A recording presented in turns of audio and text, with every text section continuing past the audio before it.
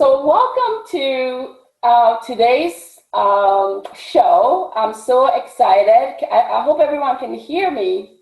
Georgia, you can hear me, right? Thumbs up if you can hear me. Perfect. All right. So sorry, we had some technical difficulties initially. If you're tuning in and you have any other friends also tuning in, we had some trouble connecting to Facebook Live. So my sincere apologies for today. This is not going to be a dumper on our show today. It's still going to go on live. If you can log into Facebook, please tell your friends. I'll put it on Facebook later and YouTube as well, and you guys can still enjoy the show. Today's show is super unique, and it's a big, broad topic, but we're going to try as much as we can to keep it where, we cover all our bases. So we're going to start off by introducing the topic, which is how the food we eat affects our gut health, right?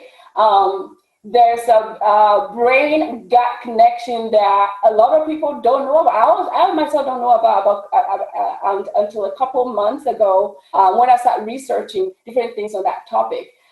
We actually found that the gut actually is our second brain. It was amazing to find out that that's the thing.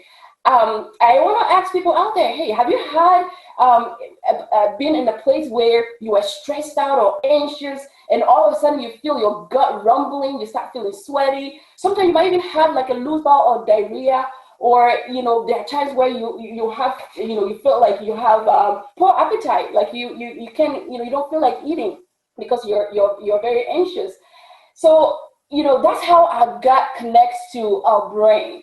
And the other thing that's worth mentioning is that there are times where you might feel like bloated for a number of days or weeks at a time. You feel like just tired and blah all the time.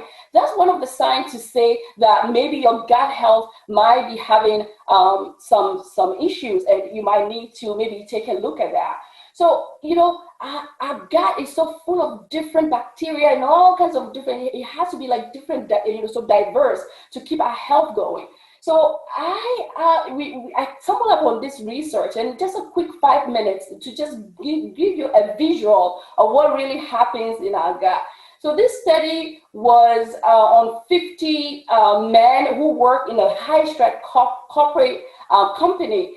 And they were studying, like when they have meetings and stuff, they put out snacks, and they put out like the high sugar, the high fat, high salt snacks, as well as the healthy ones.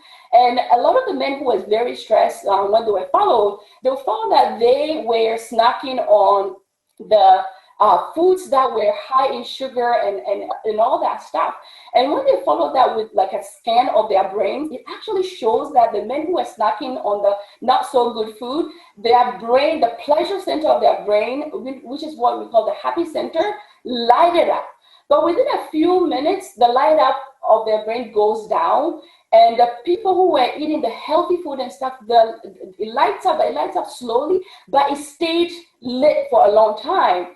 And so that being said, the people who actually were eating the good food, 1/3 of them were found to have less anxiety, less depression. They were sleeping better. They were feeling more upbeat as compared to the other people. So that shows you how much, one of the big things we're going to discuss today is stress, how stress can impact our gut health. Stress can decrease the bacteria in our gut that help us feel good, feel happy, and all that. It actually depletes it. So we are going to go over that, as well as look a little bit on antibiotics, whether it's prescribed or it's through our foods. A lot of our food lately has been laced with antibiotics, and it's really scary. So it's good to be looking at labels and all that stuff. Another thing to look at, we're going to look at is our children. I stumbled on another research that shows that C-section, lately a lot of doctors, OBGYN will quickly go to C-section for delivery, and it's shown that kids who are born via C-section, there's a certain percentage of them that's shown that they struggle with food sensitivity, like immune disorders like celiac disease, allergies, a lot asthma even, because they don't go through the canal that usually birthing takes place. So if the children are not given healthy food to start to help their gut to get all this good stuff that will fight off diseases, they might start to struggle with certain immune disorders, as well as like ADHD, and even a small percentage might have trouble with like autism, behavior issues, and stuff like that. So that's huge. And all those sometimes it's a lot of time is tied to what we eat. My blabbing on, I'm going to stop here, and I'm so excited today. We have on a great woman. Not only is she a woman of God, but she's a CEO of Women Health. She's a coach.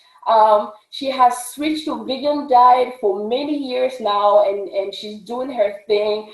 So I want to throw it out to you. Welcome today, Georgia Lynn Wright, to the show. I'm so excited. Thank you for your patience with me. Thank you for coming on today. And I want to ask you, if what really led you, especially in our culture, right? I'm African, I'm from Ghana, you're from Jamaica, and there's a lot of people on our platform today who are from our countries. How did you decide to change from regular eating to going vegan? Can you tell us a little bit of what led you to that journey? So I decided about 11 years ago, I was like, I'm pregnant. I'm hearing all these different things about processed foods and sugar and the meat that we're eating, the growth hormones, the antibiotics. And so I wanted to give my children, I was planning on having more kids. I figured, I want to give my children a healthy start. And I wanted to give them a healthy start in vitro. So I decided to change my diet, and I became a vegetarian. And so in becoming a vegetarian, and I ate very well. And when my baby was born, the doctor said, out of all the babies she had ever delivered, over 200 babies, only 3 babies have ever gotten a perfect APGAR score. And an APGAR score is what they give to babies when they're born, to see, did they cry? Are they breathing? What's the color of their fingernails? Did they have a bowel movement? Did they urinate? So there are different things that, they rate the babies on. And so my baby had gotten a perfect APGAR score, along with 2 other babies, she said, in her past 16 years of delivering babies. And so I didn't understand what that was. So my husband said, well, what that is really, it's a testament of how well you ate and how well you took care of her as you were eating. She was getting what you were eating. And I thought, wow, that's amazing. I never saw the connection between pregnancy, being healthy and becoming a vegetarian while you're pregnant and then having a healthy baby. Well, it so happened that fast forward about 6 years later, my husband was diagnosed with pancreatic cancer and liver cancer. And we realized that, let's try, because I'd gone back to eating meat, not a whole lot. And so I said, let's try a plant-based diet. And so in doing so, my children, who I had another baby 15 months after that child in 2010. So I had 2 babies, one in 2010, one in 2011.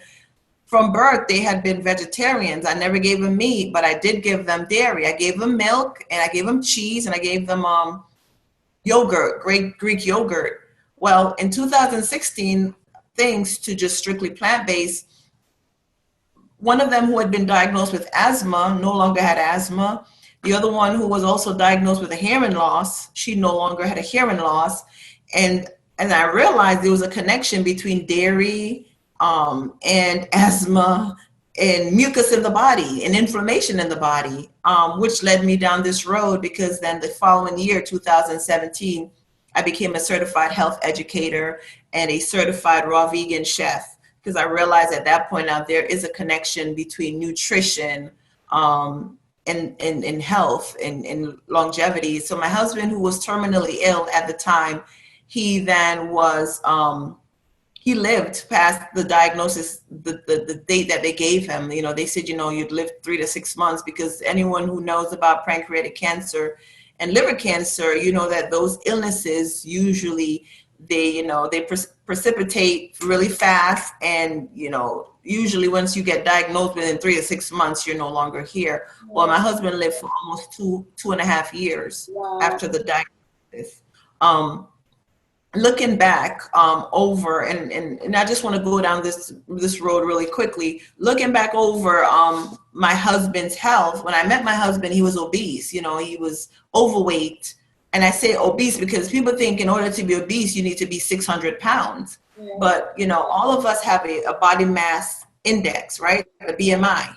Right. And it's all based on your height and your weight. But sometimes, it's genetics. Some people are from families that are heavier, and some people are from families that are very lean, So you can't look at someone and say you're unhealthy because you might be 5'4", but you're 150 pounds. Right. Because you know what?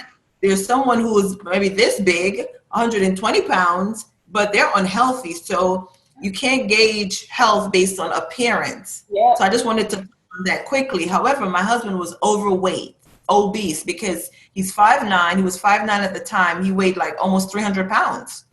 That's a lot for a man to carry around. And so you're carrying it right around in your midsection. For the most part, you have visceral fat, subcutaneous fat. So, but I don't want to go off on a tangent, but sometimes you could tell someone is unhealthy because of the kind of weight that they're carrying around. Well, the long and short of it is, a couple of months ago, I saw his medical reports, his lab reports from 2009. And when I look at the different levels of his, the things that he was in his blood, copper, had a lot of copper in his blood, that affects your pancreas. I also looked at had high blood pressure, he had diabetes, he had high cholesterol, and all those things also stem from your gut too, because they say that inflammation in the body is what most diseases are. It really is just inflammation. Whether it's loss of sight, that's inflammation, whether it's hearing loss, my children had inflammation in their bodies. Inflammation in the lung is bronchitis, asthma. Inflammation in the ear canal and nasal passage, that could be allergies, sinuses, right? That could also be hearing loss. So I was able to make a connection, and I would say the pivotal time in my life where we just kind of turned the wheel back and said, no, we're going to do this differently. It was really 2016 when my husband got diagnosed with cancer. I don't know if I can't hear you, Gina. Okay, good. Can you hear me now? Yeah, I can hear you. All right, awesome. Yeah, I was just listening. Yeah, I was listening to you. Yeah, that's an amazing, story. That's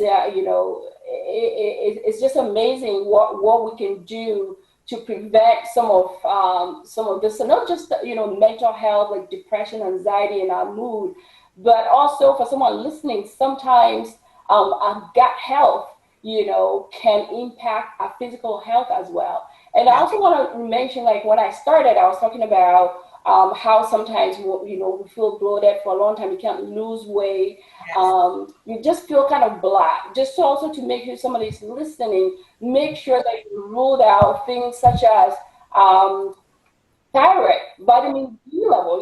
Thyroid being up or down can affect our mood. Thyroid being up can make some people feel confused or even go psychotic. Thyroid level being low can make you feel very depressed, blah, gain weight and not be able to lose it. Vitamin D levels. If you're, we talk about, we'll go over antibiotics as well, and even antibiotic lists, and looking at labels very well to make sure that those brands are not having a high level of antibiotics, or animals raised with antibiotics. Some of the supplements or substitutes that we can use, especially in our culture, right? We have a lot of cultural food that we've grown accustomed to. Mm-hmm. What would you say are some of maybe a few of the supplements or even enzymes? I was doing the research and I came across like food enzymes, digestive enzymes that can help boost how our food in our gut, because you remember our gut has to be really diversified. It's like going for it. You have many years of being in finance, right? So we have to have that diversified portfolio. The same way, bring it to our gut, we have to have that diversified detoxify, what we call, without using too much big terms like microbiome, they call it. So different gut bacteria. So what are some of the supplements, if you are lacking in our food, that we can take or substitute, like meat substitute and all the stuff in our culture food, to have that as a backup, or as we think about, what we can do to make our meals a little more healthy and a little more able to give our gut the healthy environment that it needs to thrive and fight off some of those conditions that we've been talking about. Okay, so what happens is when you eat dairy, there needs to be digestive enzymes in your stomach acid, to break that down. Right. When you eat meat, there needs to be digestive enzyme for protein to break that down. When you eat starch, so if you're eating, and most of us, the standard American diet, it's like starch, meat, and dairy. Thanksgiving, you look at people's plate and there's hardly any green or red. It's beige, brown, right? You might see some corn, right, and even the green stuff. So because we're not eating enough fruits and vegetables, if you are not eating enough fruits and vegetables with your meals, which most of us are not, right? You stop at Chick-fil-A, you say, I'm just going to get a chicken sandwich for dinner. I'm not cooking tonight. I'm tired. I had a long day. A lot of us, we're working parents. We're running businesses, or we're employed by other people, and the demands for us are so great that we don't have a whole lot of time for meals. This is what I take with my meals, and I take this especially if I'm having food after 7 o'clock. See, what happens is when you eat, your food needs to be digested. A lot of us, we eat late. We get home late from work. We have the kids. We got to pick the kids up from daycare. Got to snack late, right? Right. But what happens when you go to lay down, that food now goes up into the esophagus, right? And I've heard recently that esophageal cancer is on the rise, because we're not giving our foods enough time to digest, because I was told that it's 4 hours after you eat, you should really go to sleep.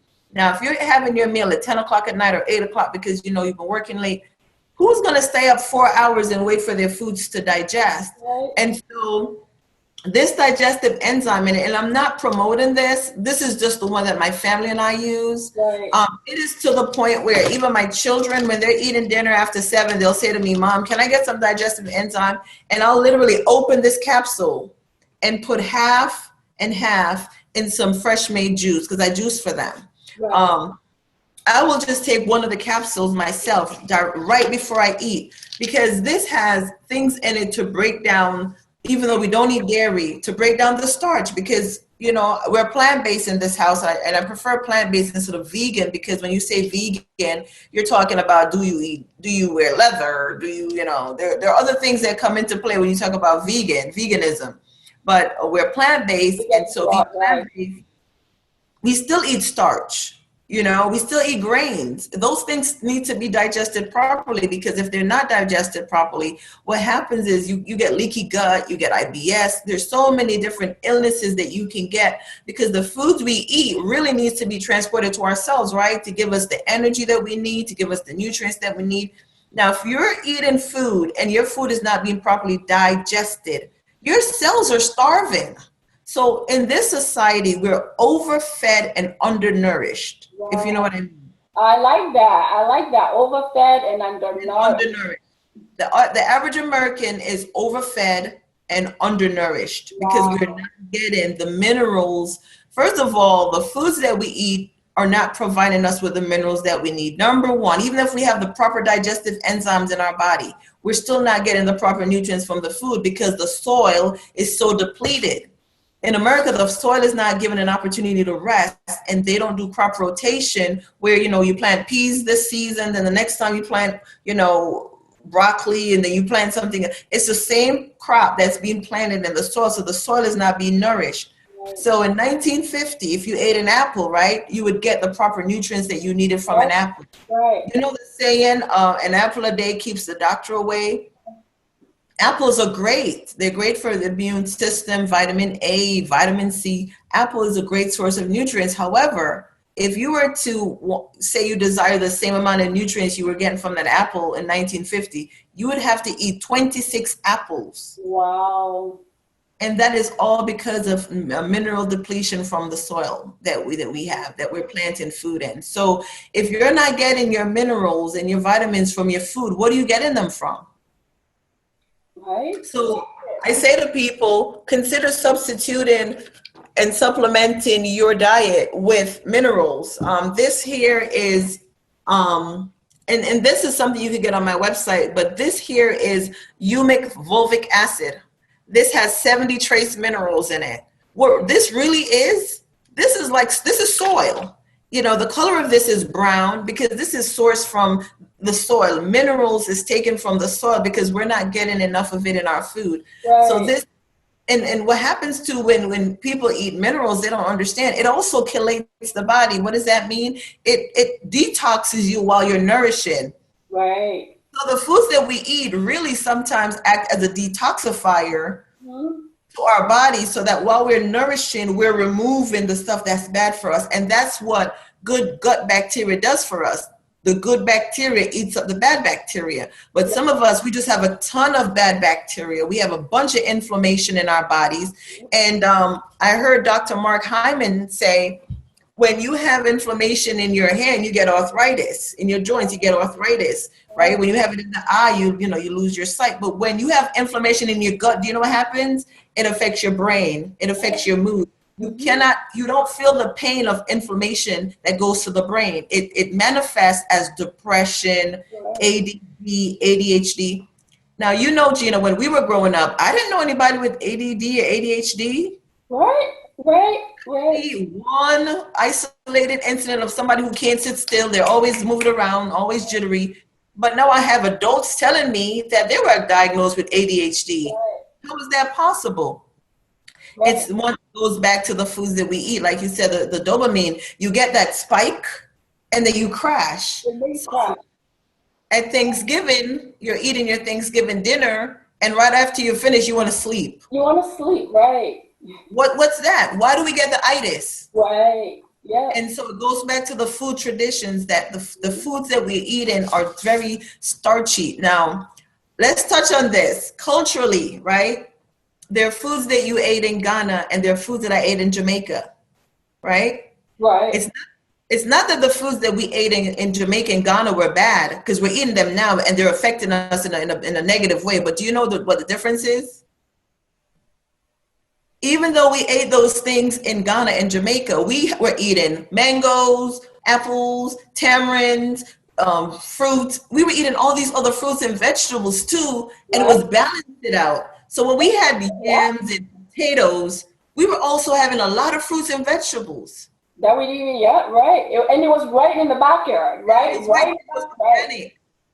And it was filled with minerals and vitamins. Here, if we're still eating yam and yuca and sweet potato and all these starchy fruits and foods, we don't have the fruits and vegetables. Where did the fruits and vegetables go? There you go. Right. So it goes hand in hand. Right, it goes hand in hand. Now when we talk about fruit and vegetables, and the encouragement to, and have all this color on our plates, then we have to talk about affordability, right? Groceries, as we come to know it's become, it's more, you go to the healthy section, it's like through the roof.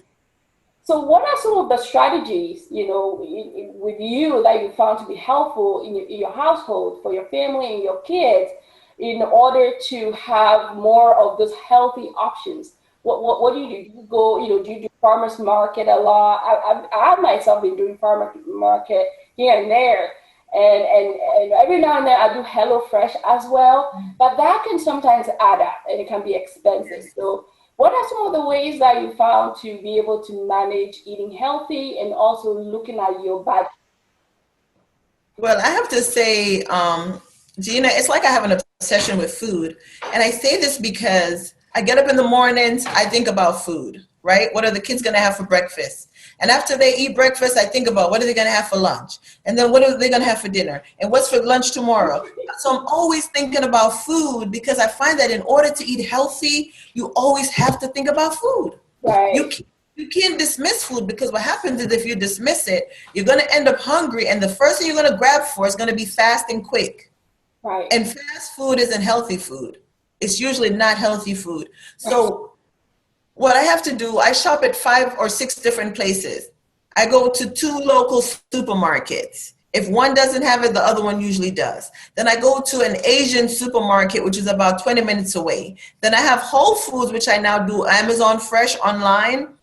And that could bring my food to the door with a little delivery fee and, and then I also go to another larger international market. So during a month, any given month, I'm going to 5 or 6 different places to get what I need because I might not be able to get the dandelion greens at Kroger, but I could get it at Publix. So I piece my grocery together. I can't just go to one place and then I look at the price. The dandelion greens are $2.49 at Kroger, but at Whole Foods it's $3.99. Okay, so I'm going to buy that instead of Kroger and buy something else at Whole Foods. And then I have Sprout. So it really takes planning. And I know it's hard, especially for single mothers or you are married with kids. It's still hard because you run a business, but it takes planning. It's like saying, okay, on Monday at 4 o'clock, this is what I'm going to do. And you can't just randomly just go to the supermarket because then you spend so much money because you see you need it. So once you see that you're running low, okay, I need to go get lettuce and I need to get my carrots. And, this is where I go for my carrots and this is where I go for my oranges. And it takes planning. It takes planning. And a lot of people are in food deserts. And the sad part about those people who are in food desert is this. They desire to eat healthier. So what you're seeing is because they have no access to fresh fruits and vegetables, people are encouraged now to have their own garden. You have people that there's a guy, he's called Ron Finley out there in South Central LA.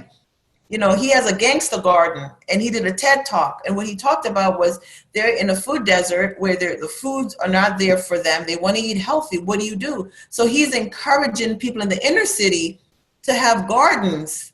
Just find a plot of land. I mean, I think even in Hartford, Connecticut, you're able to find a plot of land, go to the city, and they allow you to farm on that land because that is an answer to food scarcity. And when I say food scarcity, fresh fruits and vegetables. Right. Yeah. Yeah. So the bottom line is that it has to be that self-awareness, that motivation, that drive to wanna have it happen, right? And then planning and making it happen because it's not just gonna happen just like that.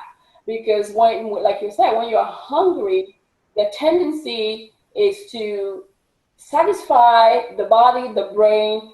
Our pleasure, our happy center of our brain is always looking for that quick fix, right? That's why in this country you have so many fast food because you drive through fast, you grab it. You're happy for a moment, but then after a few minutes or a few hours, you're hungry again. Our typical, food from, like eating tourism, like Chinese food. You eat it, with a few hours, you're like, I feel like I didn't eat anything. And you find something, a snack. The other thing I might pinpoint is that in planning, would you say it's a good idea to just not have let's say, those chips or cookies, high sugar stuff, if you don't have it in your cabinet, do you find that it's easier to not go for it because it's not there anyway? Do you find that to be a good strategy? You're right about that. One of the lessons that I've learned is never to go grocery shopping when I'm hungry. Right. Because when I'm hungry, I can't think straight. I'm just grabbing stuff. And I'm thinking about stuff that I can eat right away, which is not necessarily a good thing. Right. So you have to really make a list of the things that you want and be deliberate about the stuff that you bring home. Because if you bring it home, you're going to eat it. Right. So if I go in my closet, my pantry for snacks, I can't find cookies because I didn't buy any.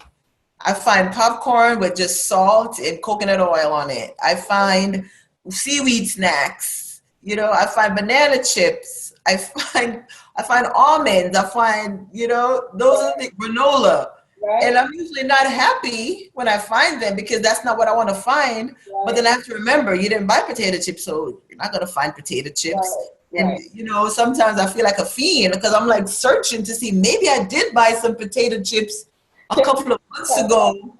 And it's just Yeah, but the our palate wants salty, sweet, spicy, and a lot of the things that we're eating to, they have high fructose corn syrup, and that's something that we don't talk about. You Yeah. have people who are eating healthy or believe they're eating healthy, but high fructose corn syrup is in everything. It's in cereal, it's in ketchup, it's in salad dressing. It's in a bunch of things that we don't ever think would have high fructose corn syrup. And what high fructose corn syrup is, as the name says, corn. It's derived from corn. Right. It is sweeter than the regular sugar, the unbleached, refined white sugar, because I don't think that's a good thing. But like, brown sugar. I grew up in Jamaica where we had the raw brown sugar and Right. not the one that's refined and actually colored with molasses, because some brown sugar is actually white sugar colored with molasses to make it look brown. So you also have to even know the difference between, am I eating white granulated sugar that was colored with molasses, or am I getting raw brown sugar that's naturally from the cane, from sugar cane? Yeah, yeah. How do you tell the difference though, without me, cutting you off? How do you tell the, especially with brown sugar, there's so many variety of it. I stay away if I do have to use any form of any form of sugar. I use sugar that clearly states organic, raw sugar cane, because everything else it's up for debate. But I don't use sugar. Normally, I use agave nectar, raw organic agave nectar, and I also use date sugar, because when you can make sugar from dates. Uh-huh. And those are some of the things. And I use xylitol, which is derived from birch tree. So xylitol is like stevia. It's an alternative to sugar. Okay. If you are diabetic, xylitol is a great sweetener because it does not increase your glycemic. Sugar will. Brown sugar will. Natural brown sugar will. Right. But xylitol will not. It tastes just as sweet, so you can substitute it in baked goods and other things that you normally would sweeten brown sugar with, but Right. it does not affect your glycemic index. Oh, wow. That's good to know. How about Yeah. meats though? Like meat substitutes. The other day I went to Starbucks and they have a breakfast sandwich and it was the impossible breakfast sandwich, and they have the impossible burger. What's your take on all those as a substitute? Has it been a good option for you? I don't do a lot of processed meat, because at the end of the day, we really should stay away from processed food, whether it's in the meats, whether it's in the breads, whether it's canned stuff. But we should stay away from processed foods, because why I say that is because a lot of them have a lot of saturated fat, sodium, and artificial ingredients, because they're trying to mimic the taste of meat, Right. because they know that that's why people eat meat, right? For the taste. So I avoid processed meat. However, when I do incorporate it in my diet, I do the Field Roast. Field Roast is a brand they have a spicy Chipotle Mexican sausage. They had like little breakfast sausages. They also have an apple smoke apple flavor, like a maple flavor type of sausage. So those are the ones that I use. But for the most part, I stay away from processed vegan meats, but I will use mushroom a lot. There are like so many variety of mushrooms, the white ones, the portobello, the chanterelle, oysters, king oyster. There are a lot of mushrooms that you can do, shiitake, Yeah. a lot of different mushrooms that you could use to substitute for meat. Yeah. Yeah. And those are loaded with omega 3, right? Omega 3 And fatty. vitamin D, Yeah. mushroom, protein. Because when people say to someone who eats a plant-based diet, where do you get your protein? What they're really saying is, where do you get your 9 essential amino acids?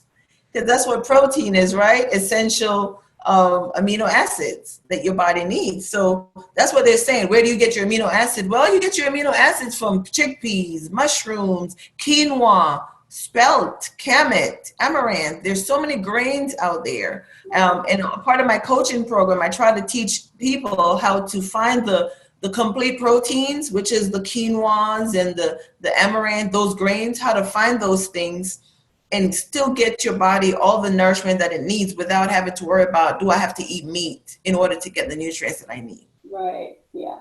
Yeah, that's a good point. That's really a good point. So, going on from that, have you, and we'll segue a little bit, have you had any, like bone broth? I was doing a lot of research and it says bone broth is really good for you. You know how you talk about juice, you juice for your kids, and we'll talk a Mhm. little about the kids too, but how about, can you substitute, have you done bone broth? Can you substitute that with juice? Because juice can be cold and maybe shock your gut. And rather than that, can you do bone broth, which is nice and warm and soothing and yet kind of help with the gut?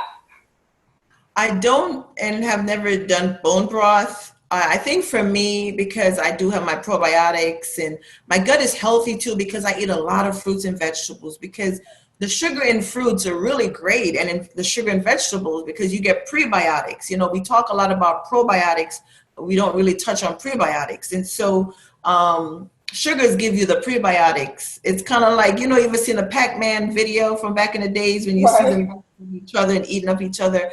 That it's necessary and it's healthy for healthy gut that you have a balance of prebiotic and probiotic. So for me, I don't look at the alternatives of like bone broth. I just know, okay, am I getting the right amount of probiotics, prebiotics? My digestive enzyme does help me with that.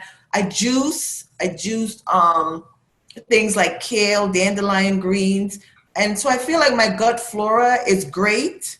I do know that when I eat baked goods that's made with white bleach flour, it throws it off. And so when that happens, I also believe in detoxes and cleanse. So, that's a part of my coaching program too, where some people have never ever cleaned their colon, Wow. cleansed their colon. And when you eat, let's talk about us because we're from the islands and you're from Right. Ghana. Yeah. Yeah. When you eat like the breads, because we're known for a lot of breads and baked goods and Ooh, yeah. starchy food, All the good those those things are usually not filled with fiber, so they sit in your colon.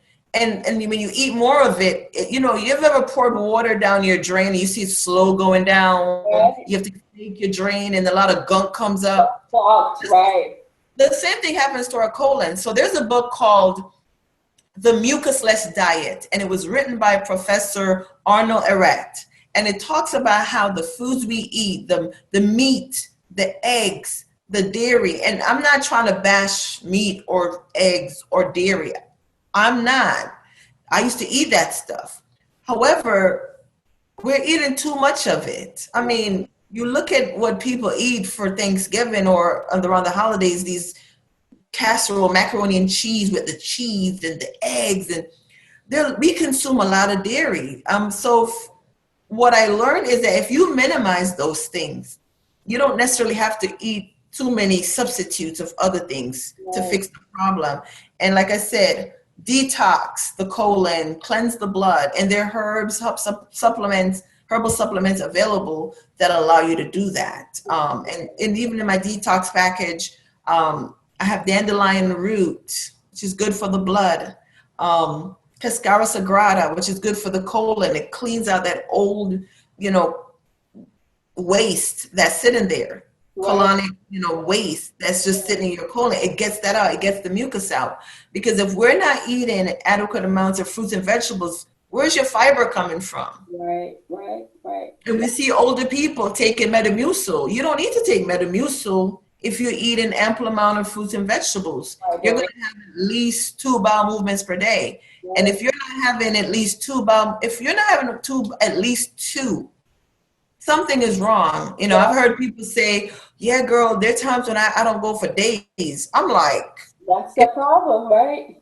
my body's on a schedule. And if there's a certain time of the day and I don't go, Yeah. I'm like, Right. Yeah. what Because did I eat yesterday? yeah, it starts to make you feel bloated and Yes. constipated and heavy because you don't talk about bowel movement enough, but it's a huge part of gut health. If Yes. even it's we always talk about when I was when you go number two, turn around and look at how it looks like because how it Yes. looks like is also very important. If you look Yes. pebble, like pebbles, if it looks gray, if it looks bloody, ooh, that you need to call 911. But that looking at that is also an indication of what's Yes. going on in your gut.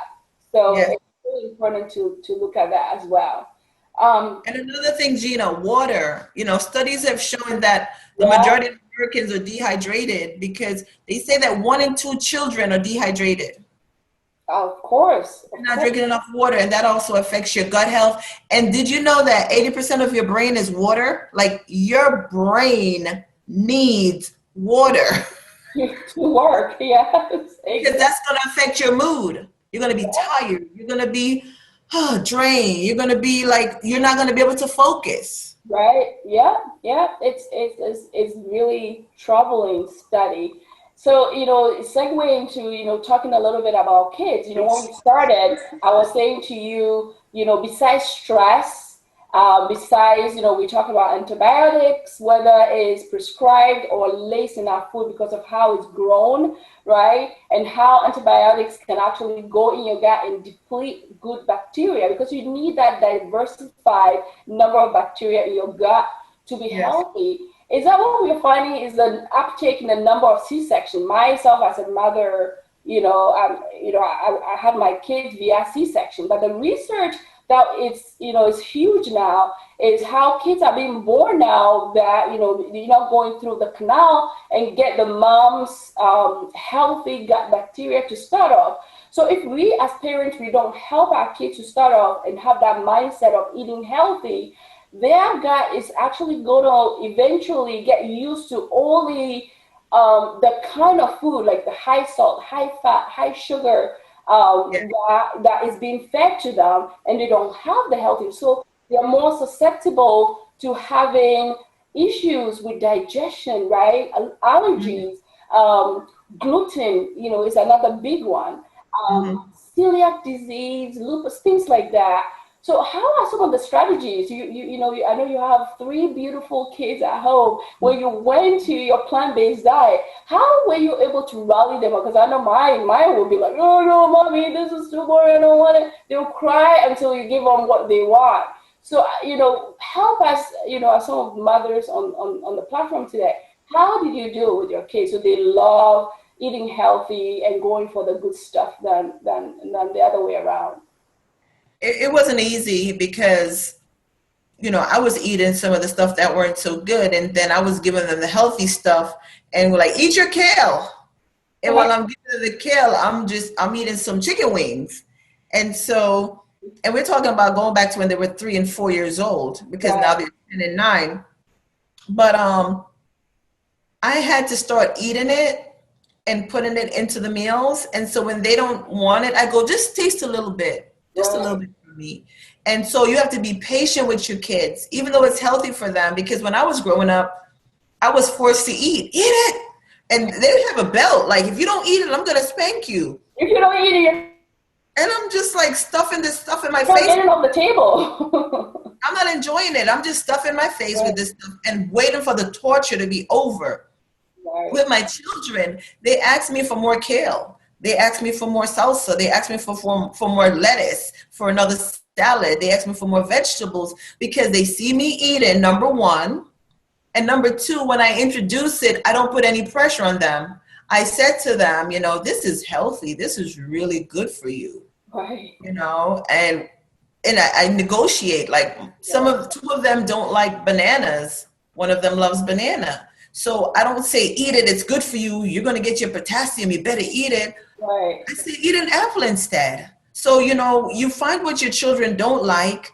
And if it's the minerals and the vitamins you're concerned about, you find something that they do like that has that. So what I do now is I make bottles and bottles of smoothies with blackberries, blueberries, raspberries, strawberry, acai berry, soursop, and Irish mosh, and dates. Because, you make it sweet because kids like sweet. Of You know, course they like don't, sweet. don't compromise because, something is healthy. We got to let it taste bad. If you're Right. making vegetables, put their little spices on it that they like or that you like, so that when you eat it, you're like, I didn't really care for this, but it tastes good. Right. Because think about this. Meat does not taste good unless you put spices on it. Of course. Yeah. If you ever cook meat without spices, you would run out of your house. It would smell really bad. Right. Right? So we put onions and garlics and we put all this stuff on it, right? To spice it up. But then when we go to make vegetables, we just put it in a pot, pour some water on it, a little bit of salt, I know. right? And then we strain it off and we say, eat this. But That's if you good. have your I give my kids vegan plant-based cheese. You know, it's processed. They don't eat a whole lot of it. But if you have broccoli and you sprinkle some of that on that for your children, or a little bit of nutritional yeast, they might eat it because it tastes good. But if you just steam the broccoli, no salt, no spice, and say, eat your broccoli, it's good for you. There's nothing delicious about broccoli without anything on it. Yeah. Honestly, right? Yeah. Oh, yeah. Truly true.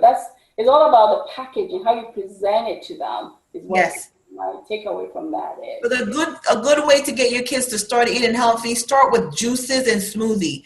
Juice oranges, fresh squeezed oranges for them. You know, juice it with a little bit of pineapple. You know, juice some apples with some cucumbers and kiwi with maybe 2 pieces of kale, not a whole lot of kale at first. Right? Once their palate, you know, our tongue has memories, sensories. Yeah. Once their palate get used to it, that first time, the second time is going to be easier. Right. And before you know it, they're going to be asking you. Right. The gradual change, but then they get accustomed to that. Yes. So we all got to start somewhere. So I hear you. So before we go into the kitchen and you know, do a little presentation and give us an example of a good smoothie. You know, smoothie you can even have as a substitute for breakfast, correct? Do you do that? Oh, yes. There are times when I get up and I'm one of those people, I can intermittent fast. And what that means is I can just get up and not eat anything until 12 o'clock. And I don't get lightheaded. I don't get dizzy because I stay hydrated. Right. But I might not want a meal because I'm like, what do I make? Oh, I don't want cereal. I don't want porridge. I don't want, you know, other than fruits? Right. What I do is I grab I might have some sea moss gel.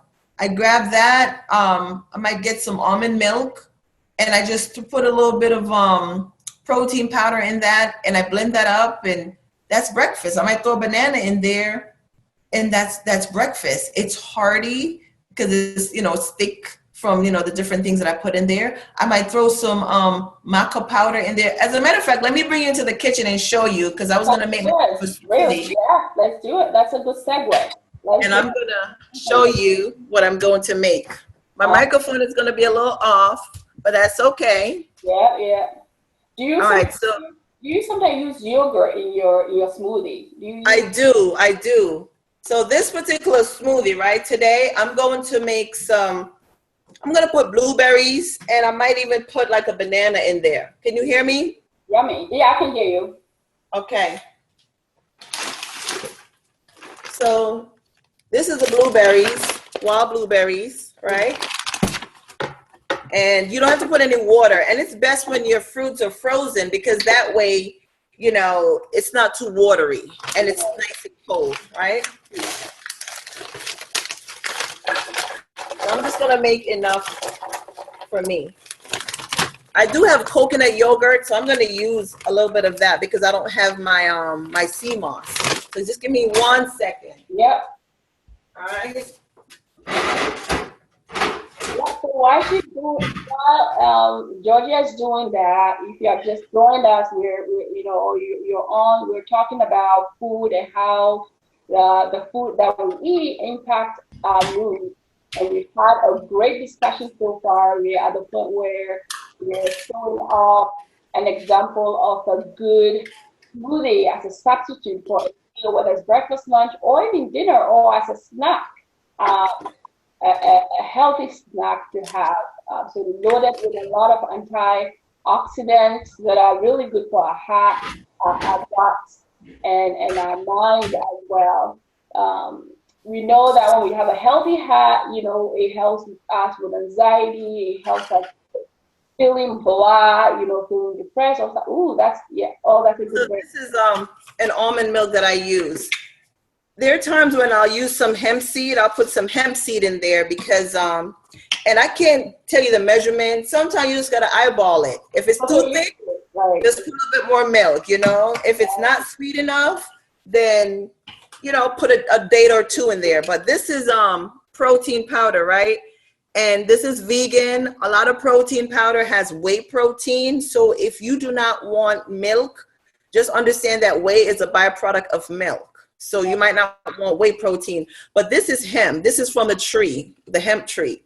Right. This is omega-3, omega-6, and omega-9. So we're thinking about brain again, brain health, heart health, right? And this gives 20 grams of protein. 4 tablespoons gives you 20 grams of protein. So I'm going to use about 1 tablespoon, right? And when you're done, maybe you can tell us, about your website a little bit if someone is looking for some of the products that you have on there, so people can look for it. Oh, that yogurt! I love that yogurt. This yogurt, believe it or not, it's made by Yoplait, and it's a coconut yogurt, not milk. So there are yogurts now on the market. That has active bacteria in it. The kefir. I'm saying that the kefir, which is active bacteria, which is good for your gut. So that's a great choice. Now, reishi mushroom, it's great for your immune system, right? And I'll tell you how you could get these. Honestly, I'll go to like Marshall's, and if I see stuff, I'll just grab them up. So like reishi mushroom, this is great. Builds up your immune system, right? So with everything that we hear going on right now out there with this pandemic, that's the key, building up your immune system. Right. This is camu powder. This came from the jungles of Peru. Wow. This is a superfood, and this is great. It's an antioxidant, great with vitamin C, has vitamin C in it. So it builds up your immune system, right? So imagine, this is a quick meal, right, that we're having. Quick meal, but think about all the stuff you're getting. Maca powder, this is great also for energy. Oh, maca is good. Maca root is awesome for mood. Yeah. Yes. It's a superfood. It's great for energy, stamina, different things. Men love it because they have maca capsules too. For anybody who wants to know as well, they have maca capsules, and natural boost your mood and energy as well. All of these things you can get in capsules. If you don't want to do it in a smoothie, some people don't like capsule. My 23-year-old has a hard time getting capsules down. This is a green food. Most green foods that I find, they're usually pretty good. This one builds your immune system, healthy liver functions, healthy kidney, blood pressure, chlorophyll for healthy digestion, blood sugar support, healthy vision support, and it contains the essential amino acid. Once again, we talked about protein, right? So this has potassium, calcium, vitamin D, things that, people don't usually think about, but those are the things that's in here. And so I'm going to put a little bit of this in here. Awesome. And this, when you see superfoods, it just means that there's probably some kale in there and some other herbs. It's all a mixture. Yes. So I'm going to put just a little bit, right? And also, I think that's it. And I also have some kale powder. Nice. Kale is high in vitamin K, and we need vitamin K, right? Because what it also does is coagulates your blood, because sometimes some people, their blood is thin. Right. And if you have to be careful too with some of these foods that are good for you. If you can't eat too much kale, if you have a problem with blood clotting. Yeah. Too much kale isn't good for you. Yeah. So that's something to also take into consideration. Yeah. And this, you just blend it up. And it's also a good idea if you're taking a lot of supplements, which is great. But make sure you let your provider know, if you're being prescribed other medications, or even antibiotics or steroid or things like that. It's good for them to know, because some of them, like you said, can cause clotting or can cause thinning of your blood and can interact with your medications that you might be taking for whatever reason. So just something to also know, to be aware of. All right.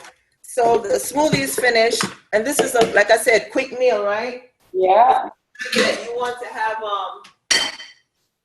a quick meal. You come home from work, you don't want to cook, it's late. Right. Look at that. That looks good. Ooh. Right? I like that color. Yummy. And sometimes when it's, it's thick like this, I'll eat it like a softie, one of those things from a Frosty. And you eat it with a spoon, and then when it gets liquidy enough, you drink it with a straw. But this is just a little demonstration to show you that You can eat healthy. It doesn't have, so if you're in a food desert, just when you go to the supermarket, just get a bunch of frozen fruits, bunch of frozen berries, bunch of frozen broccoli, bunch as much as you can get. I mean, they're still nutritious in their frozen state. Right, right. So sometimes that's the alternative to being in a food desert where you can't go to the farmer's market. Right, right. So the to summarize, ooh, I good snack, right? So to summarize, as we come to the end of our discussion here today on food and our mood, is that one is stress, find strategies to reduce stress, such as exercising, even just going for a walk, find ways to maybe meditate, yoga, things like simple things like that. So, and then also eating healthy, finding way, planning, like you said, you have to strategize. You yourself, you go to 5 different stores. So you just got to plan it, find different ways. It might be a little tricky initially, but as you get a hang of it, it gets easier. It gets so easy to do. And once you don't have it at home, there is less likelihood for you to eat it. So it's easier to just plan your meals for the month, not bring those unhealthy ones home, and you will not have access to it, and it will eventually not affect your gut. Those Starbucks too, Gina. A lot of people, they have to get their Dunkin' Donuts in the morning and their Starbucks. And what a lot of individuals don't know is that coffee is a diuretic. And when you drink it, you go to the restroom a lot because, it's a diuretic and it causes you to urinate often. But in doing so, it depletes your body of a lot of minerals. Right. And so if you're not supplementing or eating the nutritious food, drinking coffee on top of it with a donut which is starchy or a bagel which is starchy, you got the sugar on top of the coffee. And also the syrups that they use oftentimes have high fructose corn syrup, and that's toxic to the liver. So you really have to look at some of the things that we eat. Do I want to just go to the supermarket and get a quick box of that quick, oatmeal, add a little bit of plant-based milk to it, throw some blueberries on top of it and call that breakfast? That's going to hold you more so that by midday, you're not falling asleep at your desk because you have just put all this nutritious stuff in your body that's going to keep you throughout the day. Right, keep you level. Yes. To avoid that typical emotional eating and then crashing, and then it's a lot of ups and downs. Mm-hmm. So we've learned so much today. I thank you for all of the good information, that we're all going to see. I'll probably just replay this and relearn and take notes of all the stuff that you put out there and research it. But can you tell us, for us on here, on your website, where can we go? Where also your social media handles, where do we go to get connected with you and find out some of the great stuff you're doing and some of the meals that you have prepped out there so we know what to do? I'm going to put my website here so that others can see it and click on it. I'm going to put it in the chat, and it's thealkilife.com. On my website, you'll be able to order on the bottom, on the homepage bottom, you'll see where you can order your minerals and your vitamins, and also to that Master Detox with the 70 trace minerals that I told you was sourced from the soil. You can also order that from my website. And also I do coaching, and if you're interested in doing a 7-day detox for the body, the liver, the kidney, the colon, the blood, the lymphatic system, you can also click on there because I do offer coaching and also those detox packages if you're interested. Awesome. Amazing.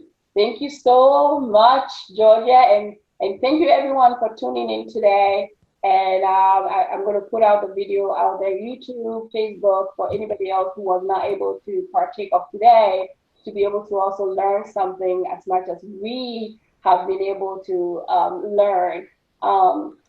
So for me, this has been, a journey of learning and taking on a new, especially because our food is so, it's hard to get away from. But I thank you for all the knowledge that you brought on board today to help us understand a little better on how our brain connects to our gut and how we can do better yes. to get our kids and our families going.